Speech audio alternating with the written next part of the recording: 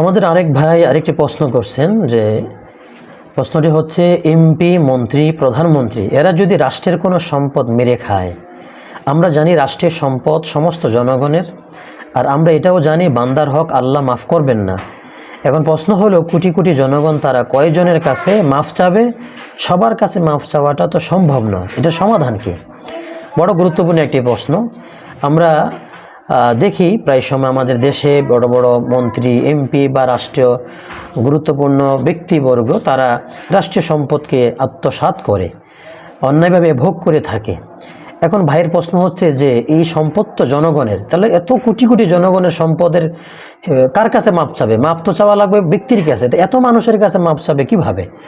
এর উত্তর হচ্ছে যে যদি কোনো ভাই কোনো জনপ্রতিনিধি রাষ্ট্রীয় কোনো সম্পদ ভোগ করে, নিঃসন্দেহে এটা হারাম এবং বড় অন্যায়, এটার জন্য তাকে জবাবদিহি করতে হবে এবং অত্যন্ত বড় মাপের এক গুনাহ এটা। এখন কোনো ভাই যদি এর অনুতপ্ত থেকে বাঁচতে চায় যে এই রাষ্ট্রীয় সম্পদ ভোগ করার পর এটার সমাধান কি, পরিত্রাণ উপায় কি, এর উত্তর হচ্ছে যে কোনো ব্যক্তির কাছে যদি কোনো রাষ্ট্রের সম্পদ থাকে বা সে কোথাও আত্মসাৎ করে, তাহলে উনি যে দফতর থেকে, যে মন্ত্রণালয় থেকে, যে ডিভিশন থেকে এই সম্পদকে আত্মসাৎ করেছে, চুরি করেছে, ওই দফতরে এই টাকাটাকে, এই সম্পদটাকে পৌঁছায় দেওয়ার চেষ্টা করতে হবে।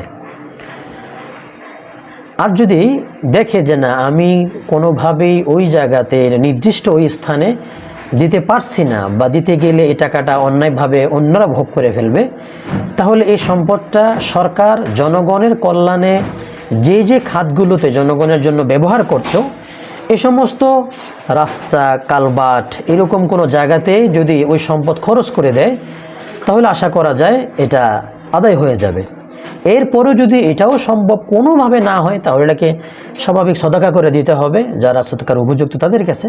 কিন্তু চেষ্টা থাকতে হবে সবচেয়ে বেশি যে যেই দফতর থেকে সরকারি সম্পদ সরকারি জায়গাতে ব্যবহার করার জন্য, হয় কোনো দফতরে জমা করা অথবা রাষ্ট্রীয় কার্যক্রমের যে বিষয়গুলোতে আছে সেখানে যদি খরচ করার মতন অবস্থা হয়, তাহলে সেখানে অবশ্যই খরচ করার চেষ্টা করতে হবে।